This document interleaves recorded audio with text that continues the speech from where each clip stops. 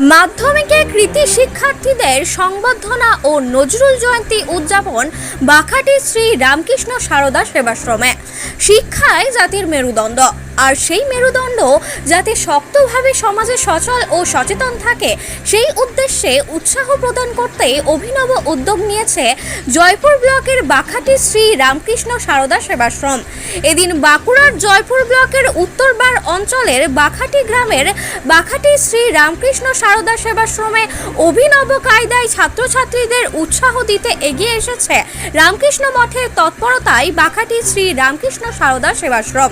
বদরগঞ্জের জীবনদীপ নার্সিংহোমের কর্ণধার প্রদীপ ঘোষ, পাঞ্জাব ন্যাশনাল ব্যাংকের বিশিষ্ট অফিসার এবং স্বামী তৎকৃপানন্দজি মহারাজ ও এলাকার বিশিষ্ট সমাজসেবী ও শিক্ষানুরাগী ব্যক্তি এদিনের এই অনুষ্ঠানের সার্বিক সহযোগিতা, নিরাপত্তা ব্যবস্থাপনা, পরিচালনা ও অতিথি আপ্যায়নে ছিলেন এই সেবাশ্রমের সর্বেসর্বা আব্দুল কালাম খান বলেই সূত্রের খবর।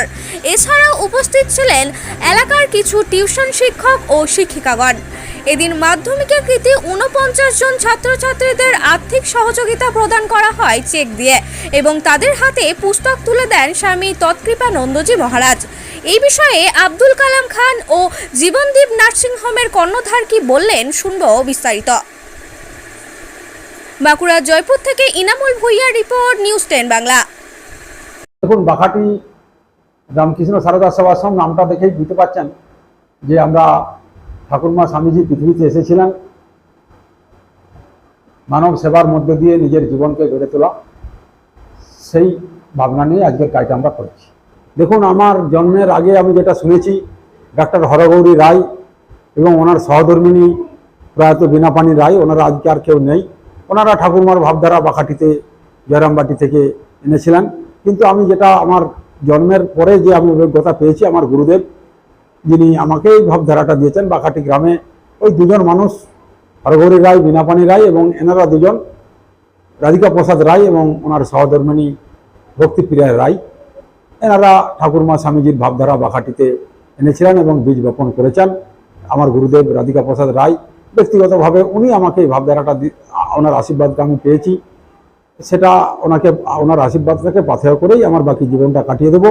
কারণ উনি যে স্বপ্ন বা উনি যে ভাবধারা, ওনার যে আশীর্বাদ দিয়েছেন, তাতে সামাজিক, পারিবারিক, ব্যক্তিগত সর্বত্রই শান্তি শান্তি শান্তি। আজকে ছাত্রী উচ্চ বিদ্যালয়ের মাধ্যমিক উচ্চ মাধ্যমিক উত্তীর্ণ কৃতি দুস্থ মেধাবী ছাত্রছাত্রীদেরকে বদরগঞ্জ জীবনদীপ নার্সিংহোমের সহায়তা এবং শ্রী শ্রী মাতৃমন্দিরের সহায়তায় আর্থিক সাহায্য, পাঠ্যপুস্তক এবং শিক্ষা সামগ্রী দেওয়া হয়েছে। আর্থিকভাবে সাহায্য করা হয়েছে যাদের বাবা মা কেউ নেই বা বাবা বা মা কেউ একজন নেই। করোনার সময় অনেকে বাবা মাকে হারিয়েছে, আবার কারো বাবা মারা গেছেন, কারো বাবা দুরারোগ্য ব্যাধি ক্যান্সারে আক্রান্ত। সেরকম 49 জন ছেলেকে আমরা বেঁচেছিলাম যাদেরকে আর্থিক সাহায্য বা পাঠ্যপুস্তক দেওয়া হয়েছে।